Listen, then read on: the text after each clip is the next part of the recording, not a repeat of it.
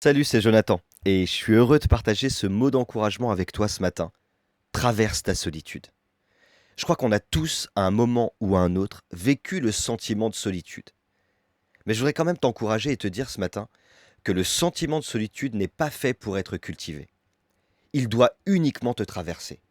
Si tu le laisses s'installer, il fera son œuvre de destruction en toi. Mais s'il te traverse, il continuera son chemin et toi le tien. Dans ta solitude, tu n'es pas seul. Je ne sais pas si tu connais la prière de Djéabet, ou selon certaines traductions, Yabès, mais ça se trouve dans 1 Chronique chapitre 4 verset 10. La Bible dit que Yabès prononça une prière. Dieu d'Israël, accorde-moi ta bénédiction. Augmente mes possessions, étends sur moi ta main protectrice et éloigne de moi le malheur et la souffrance. Dieu accorda ce qu'il avait demandé. Je crois que là, Yabès traversait certainement un désert de solitude, mais Dieu n'était pas loin. Moi, je connais quelqu'un de très proche de moi qui a vécu véritablement une grande solitude.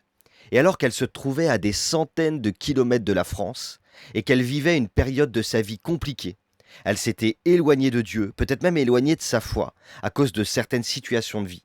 Et comme je dis souvent, il y a des moments où on est seul, mais ça bouge. Ça bouge dans ta tête, ça bouge dans ton cœur, ça bouge sous tes pieds. En fait, Dieu veut te montrer quelque chose dans ta solitude.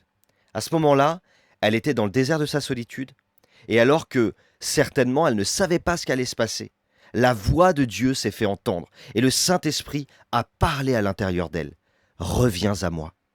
Alors qu'elle était éloignée, ce jour-là, tout a changé. Voilà que Dieu a créé, dans son désert, un oasis. Tu te sens seul? Tu te sens rejeté? Tu te sens oublié des autres, peut-être même de Dieu? Tu as l'impression que personne ne te comprend ou que personne comprend ta situation? Sache que Dieu a pourvu un oasis dans ton désert. Ne laisse pas tes émotions te contrôler, parce que le meilleur est devant. Et n'oublie pas, Dieu a mis son potentiel en toi.